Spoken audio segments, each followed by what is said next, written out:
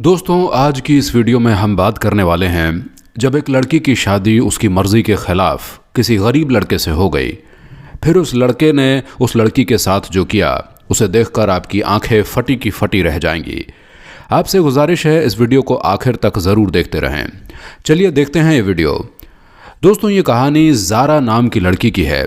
ज़ारा कहती है कि मैं एक पढ़ी लिखी लड़की थी और मेरे वालिदैन ने मेरी मर्ज़ी के ख़िलाफ़ मेरी शादी एक गांव के किसान से कर दी जो मेरी खाला का लड़का था। मैं अपने ऊपर फूट फूट कर ना रोती तो और क्या करती। जब मेरा शौहर ग़ुलाम मोहम्मद मेरे कमरे में आया तो मेरे चेहरे पर नागवारी सी छा गई थी। मैंने उस पर एक नज़र डालकर हटा ली। वो मेरे पास आकर बैठ गया और कुछ देर मुझे देखता रहा। फिर कहने लगा, मैं बड़ा खुशनसीब हूँ जो मुझे तुम जैसी प्यारी और पढ़ी लिखी बीवी मिली है। उसकी बात सुनकर मैंने उस पर एक तीखी नज़र डाली और कहा, और मैं बहुत बदनसीब हूँ जो मुझे एक जाहिल गवार और पेंडू शौहर मिला है। मेरी बात सुनकर उसके चेहरे की रंगत बदल गई। उसे इस बात की उम्मीद नहीं थी मुझसे। मेरे अंदर तो पहले से जहर भरा हुआ था। मेरे माँ बाप ने मेरे लाख मना करने पर भी मेरी शादी मेरी खाला के बेटे से कर दी जो गांव में किसान था। वालिदैन का कहना था कि लड़का शरीफ और नेक है, कमाता भी अच्छा है, तुम खुश रहोगी। लेकिन मेरे इस तरह बात करने पर वो मुझे हैरत से देखे जा रहा था। फिर कहने लगा, क्या बात है ज़ारा, क्या खाला ने तुम्हें शादी की चीज़ें तुम्हारी मर्ज़ी से नहीं लेने दी? मैंने सख्त तेवर अपना लिए और कहा, बात अगर चीज़ों की होती तो मैं बर्दाश्त कर लेती। पहले जाकर आईने में अपनी शक्ल तो देखो। क्या तुम इस काबिल हो कि मैं तुम्हारे साथ ज़िंदगी गुजार सकूं? ना तुम्हारे पास अच्छी शक्ल है और ना ही आला तालीम। मेरे घर वालों ने मेरी ज़िंदगी बर्बाद कर दी है। ये कहकर मैं रोने लगी और वो चुप हो गया। उसका चेहरा बुझ सा गया। मैंने रोते हुए कहा कि मैं किसी और से मोहब्बत करती हूँ, मैं तुम्हारे साथ नहीं रह सकती। मेरी बात सुनकर वो ताज्जुब से उठकर खड़ा हो गया और कहने लगा, ज़ारा ये क्या कह रही हो, होश में तो हो? मैंने कहा, इसमें हैरान होने वाली क्या बात है? जिससे मैं मोहब्बत करती हूँ वो तुमसे 1000 दर्जे अच्छा है, खूबसूरत है, पढ़ा लिखा है। ये सुनकर वो नम आंखें लिए वॉशरूम में चला गया। और ये सच था कि मैं एक लड़के से मोहब्बत करती थी। जब ग़ुलाम मोहम्मद वॉशरूम से बाहर आया तो चेहरा पानी से गीला था, शायद रोकर बाहर आया था। उसने मुझसे नज़रें हटा ली और सामने जानमाज को बिछाकर नमाज पढ़ने लगा। नवाफिल के बाद फूट फूट कर रोने लगा। मैं अपने कपड़े तब्दील करके वॉशरूम में चली गई। जब मैं सादा लिबास में बाहर आई तो वो ज़मीन पर चादर बिछाए तकिया रखे लेट चुका था। मैं भी बेड पर लेट कर सो गई। काफ़ी दिन गुजर गए। न मैंने ग़ुलाम मोहम्मद से कोई बात की और ना ही उसने मुझसे। वो सुबह को खेतों में चला जाता और शाम को थक हार कर घर पहुंचता। उसके मिट्टी और खाद से गंदे कपड़े और चेहरे पर बहते पसीने को देखकर मेरा जी उबने लगता। मैं उसे बड़ी हकारत से देखकर मुंह फेर लेती। ये देखकर वो मेरे कमरे में चला जाता और नहा धोकर वापस आता। हमारे ससुराल में रिवाज था कि मियाँ बीवी एक प्लेट में खाना खाएं। ग़ुलाम मोहम्मद के साथ एक प्लेट में खाना खाना भी मुझे एक बड़ी आजमाइश लगती थी और मैं कम खाना खाती थी। ग़ुलाम मोहम्मद शायद मेरी नागवारी समझ गया था, इसलिए वो आधी रोटी खाकर उठ जाता ताकि मैं पेट भर के खा सकूं। वो सुबह का गया शाम को लौटता है, भूखा प्यासा, गर्मी में अपना खून पसीना एक करके वापस लौटता है और उसे पेट भर के रोटी भी नहीं मिलती थी। मुझे बार बार अपने आशिक अज़हर का ख्याल आने लगा। मेरे पास जो फ़ोन था वो मेरी माँ ने वापस ले लिया था और यहाँ बहू बेटियों को फ़ोन रखने का रिवाज नहीं था। ज़ारा कहती है, जब मुझसे रहा नहीं गया तो मैंने सारे लिहाज ख़त्म करके ग़ुलाम मोहम्मद से कहा कि मुझे अपना फ़ोन दो, मुझे अज़हर से बात करनी है। मेरी बात सुनकर वो मुझे ताज्जुब से देखने लगा, लेकिन मेरी बेशर्मी बहुत आगे जा चुकी थी। मैंने उसके हाथ से फ़ोन छीनकर अज़हर का नंबर मिलाया और बातचीत शुरू कर दी। मैंने उसे रो रो कर अपने बारे में बताया। ग़ुलाम मोहम्मद की मौजूदगी का भी मुझे कोई ख्याल न था। वो खामोशी से चादर ज़मीन पर बिछाए लेट गया। मैं काफ़ी देर अज़हर से बात करती रही। फिर तो मैंने तमाशा ही पकड़ लिया। मैं रोज़ाना ग़ुलाम मोहम्मद से फ़ोन लेती और अज़हर से बातें करती। अज़हर मुझे अब भी अपनाने को तैयार था। एक बार फ़ोन के सिग्नल बार बार कट हो रहे थे। ग़ुलाम मोहम्मद सो चुका था। मैं कमरे से निकलकर सहन में आ गई ताकि मैं अज़हर से बात कर सकूं। सहन में हमारे घर कोई नहीं सोता था। सब अपने कमरे में ही सोते थे। मैं सहन में खड़ी होकर अजहर से बात करने लगी, लेकिन एकदम किसी ने मुझसे फ़ोन छीन लिया। मैंने देखा तो मेरा देवर मुझे गुस्से से देख रहा था। वो कहने लगा, बेशरम औरत, तुमने क्या गैरत बेच खाई है? शौहर के होते हुए यार पाल रखे हैं। धीरे धीरे सब लोग सहन में जमा हो चुके थे। गुलाम मोहम्मद भी आंखें मलता हुआ सहन में आ गया और बोला, क्या बात है, तुमने क्या शोर मचा रखा है? मेरे देवर ने सबके सामने मेरी पोल खोल दी। सभी मुझे देखकर हैरान थे। मुझे लगा अब तो मुझे घर से निकाल ही देंगे। अच्छा है, मैं वापस अपने घर लौट जाऊंगी और फिर अजहर से शादी कर लूंगी। लेकिन गुलाम मोहम्मद ने सबके सामने मेरे देवर को झूठा कह दिया और कहने लगा, मुझे अपनी बीवी के किरदार पर भरोसा है। वो अपनी किसी सहेली से बात करती है और मेरी इजाज़त से करती है। खबरदार जो किसी ने मेरी बीवी पर शक किया। थोड़ी ही देर में वो सबको समझा चुका था और बात वहीं ख़त्म हो गई। ज़ारा कहती है, मुझे उस पर और भी गुस्सा आने लगा। मैं कमरे में आकर उससे झगड़ने लगी। मैंने कहा, तुम होते कौन हो मेरे बारे में ये कहने वाले? अच्छा खासा मेरा रास्ता साफ हो रहा था। तुम अपने भाई की बात पर एतबार करके मुझ पर इल्ज़ाम लगाकर मुझे निकाल सकते थे। तुम जानते हो कि मैं किससे बातें करती हूँ। मैं यहाँ से वापस चली जाती, फिर मेरे माँ बाप को मजबूरन मेरी शादी अजहर से करवानी पड़ती। लेकिन तुम्हारी इन बातों ने मेरी राहें बंद कर दी। तुम मेरा पीछा छोड़ क्यों नहीं देते? मेरी बात उसने खामोशी से सुनी, फिर कहा, अगर तुम मेरे साथ भी नहीं रहना चाहती तब भी मैं तुम्हारे किरदार पर गलत बात बर्दाश्त नहीं कर सकता। तुम्हारी और तुम्हारे माँ बाप की इज्जत मेरी इज्जत है। मैं सारे इल्ज़ाम खुद पर लेकर तुम्हें छोड़ दूंगा ताकि तुम पर कोई उंगली ना उठा सके। अगर वो लड़का तुम्हें इज्जत से अपनाने को तैयार है तो मैं खुद पर इल्ज़ाम लेकर तुम्हें खाला के घर छोड़ दूंगा और बाद में तलाक भी भिजवा दूंगा। गुलाम मोहम्मद की बात सुनकर पहली बार लाजवाब हुई थी। वो अनपढ़ था, बिल्कुल अंगूठा छाप था, लेकिन इज्जत गैरत का मतलब अच्छी तरह से जानता था। न जाने क्यों मेरे दिल में उसके लिए जज्बात कुछ बदलने लगे। लेकिन मैंने अपने आप को झटका और अजहर को सारी बात बता दी तो वो सुनकर खुश हो गया और कहने लगा, तुम शहर आ जाओ और अपने शौहर से तलाक ले लो। हम पहले कोर्ट मैरिज करेंगे। तुम मेरे पास ही रहना, बाद में तुम्हारे माँ बाप हमें अपनाने के लिए मजबूर हो जाएंगे। मैंने हामी भर ली। कुछ दिनों के बाद ही मैं गुलाम मोहम्मद के साथ शहर चली गई। अजहर के बताए हुए पते पर पहुंचकर मैंने गुलाम मोहम्मद से कहा कि अब तुम जाओ, मुझे तलाक भी दे दो। उसके बाद तुम्हारा मुझसे कोई वास्ता नहीं, मैं अजहर से निकाह कर लूँगी। वो कहने लगा, मैं तुम्हारे लिए तलाक के गलीज़ लफ्ज़ों को मुंह पर नहीं बोल सकता। मेरा ज़मीर इस बात की इजाज़त नहीं देता। हाँ, मैं कागज़ी कार्यवाही कर दूँगा। ये कहकर वो चला गया। मैंने दरवाज़ा खटखटाया। दरवाज़ा अजहर नहीं खोला था। मुझे देखकर वो मुस्कुराने लगा। मैं घर में दाखिल हुई, लेकिन घर में उसके घर वाले नज़र नहीं आ रहे थे।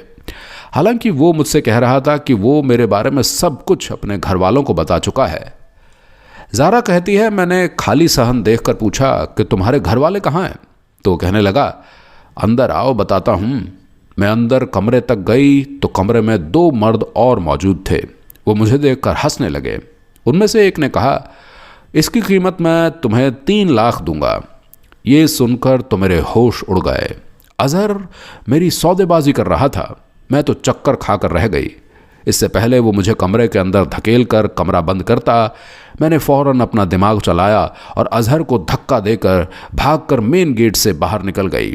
वो तीनों मेरा पीछा करने लगे। गुलाम मोहम्मद अभी इतनी दूर नहीं गया था। उसे देखकर मैं उसे पुकारने लगी। उसने पलटकर मुझे देखा। मैं भागते हुए उसके पास पहुंची। मेरे पीछे इस वक्त 3 मर्द भाग रहे थे। रात का अंधेरा छा गया था। वो जगह भी सुनसान थी जहां अजहर ने हमें बुलाया था। मैं डरी सहमी गुलाम मोहम्मद के पीछे जा छिपी। तीनों मर्द हम तक पहुंच गए थे और गुलाम मोहम्मद से कहने लगे, इस लड़की को हमारे हवाले कर दो, वरना तुम्हें जान से मार देंगे। उसने जवाब देने के बजाय उन्हें मारना शुरू कर दिया। बदले में वो लोग भी गुलाम मोहम्मद को मारने लगे।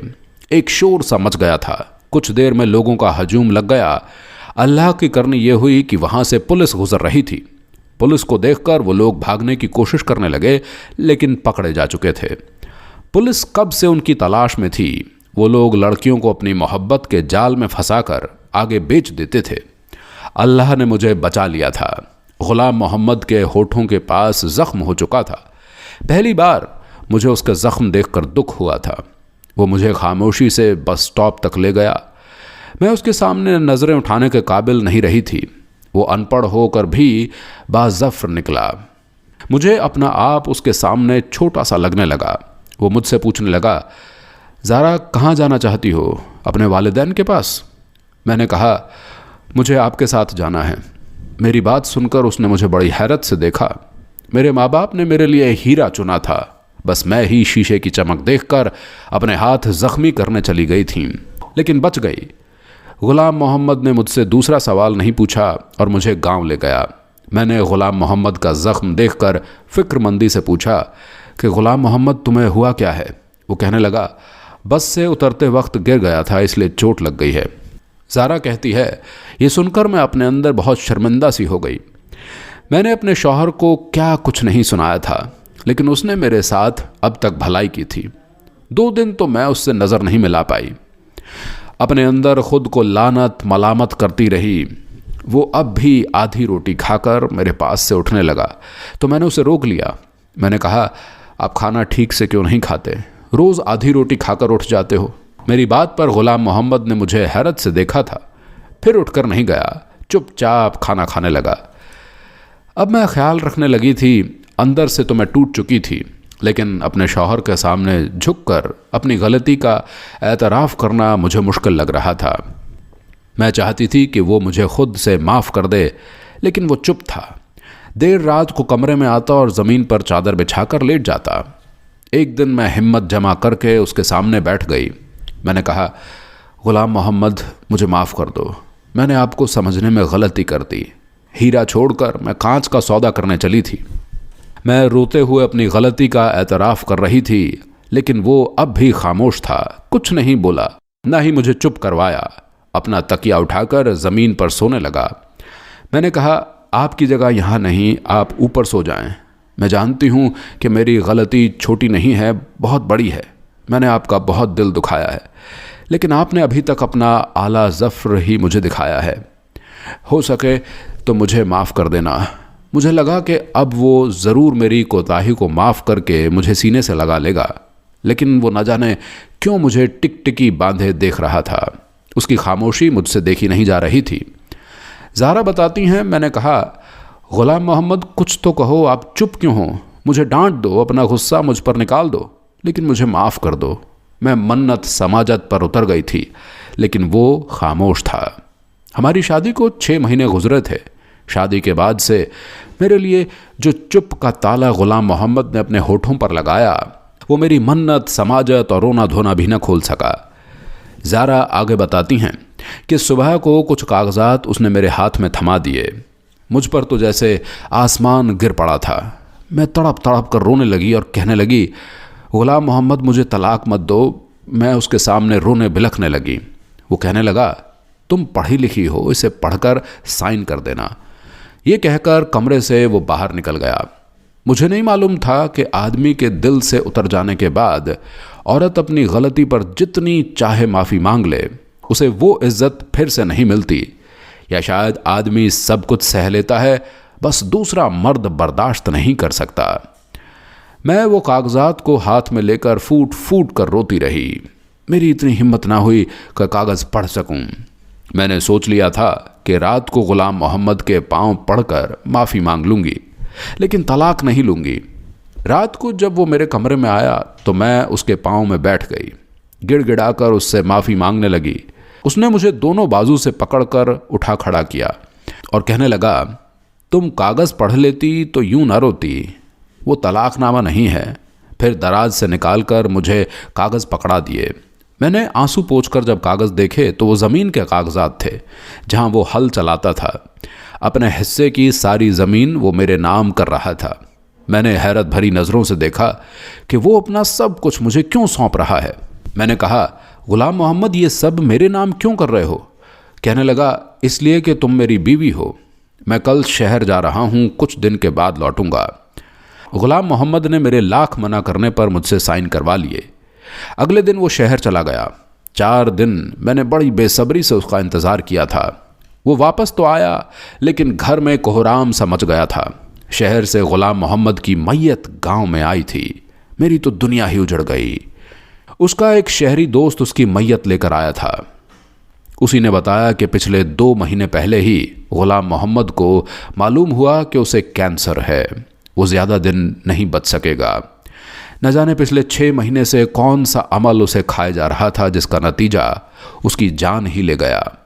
मुझ पर तो गशी के दौरे पड़ने लगे।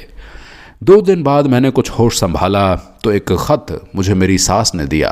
कहने लगी, ज़ारा ये ग़ुलाम मोहम्मद के दोस्त ने दिया है, कह रहा था ग़ुलाम मोहम्मद ने तुम्हारे नाम भेजा है। ये सुनकर मुझे हैरत का झटका लगा था। मैंने अपनी सास से कहा कि खाला, ग़ुलाम मोहम्मद तो अनपढ़ था, फिर ख़त कैसे लिखा? इस पर खाला ने मुझे ताज्जुब से देखा और कहा, तुम्हें किसने कहा कि ग़ुलाम मोहम्मद अनपढ़ था? उसने 10 जमातें गांव के स्कूल से पास की थी और उसके आगे भी पढ़ाई की थी, साथ ही साथ अपने बाप का बाजू भी बना रहा था। मैं तो सुनकर दंग रह गई थी। मैं शादी से पहले कभी गांव नहीं आई थी। मुझे लगा खाला के सब बच्चे अनपढ़ होंगे। खाला कहने लगी, तुम्हें ग़ुलाम मोहम्मद बचपन से चाहता था, कहता था अम्मा ज़ारा तालीम हासिल कर रही है, मुझे भी आगे पढ़ना है। कल को जब वो मेरी बीवी बने तो लोगों के सामने उसे ये शर्मिंदगी ना उठानी पड़े कि उसका शौहर अनपढ़ है, जाहिल है, गवार है। मुझ पर ये बातें किसी हथौड़े की तरह चल रही थीं। आज तक मुझे ग़ुलाम मोहम्मद ने यह नहीं बताया था कि वो पढ़ा लिखा है। मैंने वो ख़त लिखा और खोल कर पढ़ने लगी। उसमें लिखा था, ज़ारा, मैंने आज तक तुम्हें यह नहीं बताया कि मैं पढ़ा लिखा हूँ, क्योंकि तालीम हासिल करना हर इंसान का हक़ है और ज़रूरी भी। फिर इन बातों को सबके सामने जताया जाए कोई ज़रूरी तो नहीं होता। मैंने जब से होश संभाला तो अपनी माँ को यही कहते सुना कि वो तुम्हें अपनी बहू बनाना चाहती है, इसलिए मेरे दिल में तुम्हारी मोहब्बत बचपन से बसने लगी थी। जैसे जैसे मेरी उम्र बढ़ती रही, मेरी मोहब्बत भी परवान चढ़ती रही।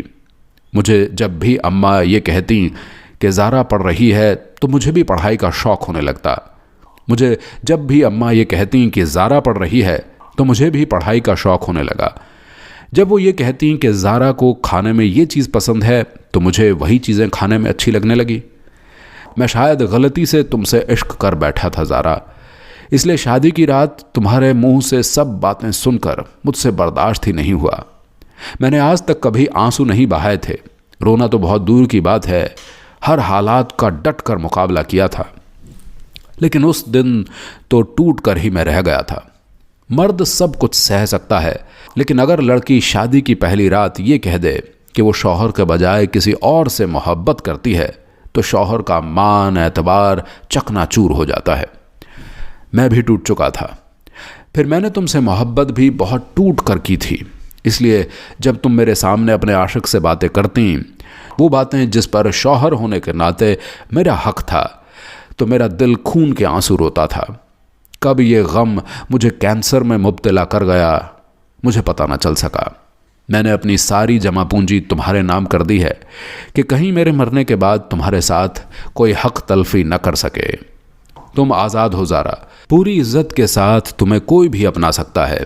मेरी मोहब्बत शायद मेरा मसला थी। ज़ारा बताती है कि ख़त पढ़ते हुए मैं जारो कतार रो रही थी कि ये मैंने क्या कर दिया, क्यों कर दिया, मैंने सोचा समझा क्यों नहीं। मेरी हरकतों ने मेरे शौहर की जान ले ली। मैं दहाड़े मार मार कर रोने लगी। मेरी सास मुझे देखकर घबरा सी गई और कहने लगी, ज़ारा ऐसा क्या लिख दिया था उसने? मैं क्या जवाब देती, क्या कहती कि मैंने क्या खो दिया है? मुझे अक्ल तब आई जब मैं खाली रह गई। मैं रोते हुए अपने आप से कहती कि काश ग़ुलाम मोहम्मद तुम्हारी जगह मैं मर जाती। ग़ुलाम मोहम्मद, तुमने मुझ जैसी खुदगर्ज से क्यों मोहब्बत कर ली? काश तुम जिंदा रहते, तुम्हारे बदले मैं मर जाती। मेरे आंसू नहीं रुक रहे थे। ज़ारा कहती है, एक वफ़ा ग़ुलाम मोहम्मद मुझसे निभा कर जा चुका था और एक मोहब्बत निभाने का मैंने अहद कर लिया था। आज मेरी उम्र 50 साल हो चुकी है और मैं अब भी ग़ुलाम मोहम्मद की बेवा हूँ। मैंने अपने शौहर से मोहब्बत उसके मरने के बाद की थी। मैं बीमार रहने लगी हूँ। मुझे अब भी यही लगता है कि ग़ुलाम मोहम्मद के इंतकाल को बस चंद घंटे ही हुए हैं। अभी मैंने उसका ख़त पढ़ कर रखा है। मेरे लिए मेरे अंदर की दुनिया थक सी गई है। मेरा ज़ख्म आज भी हरा है।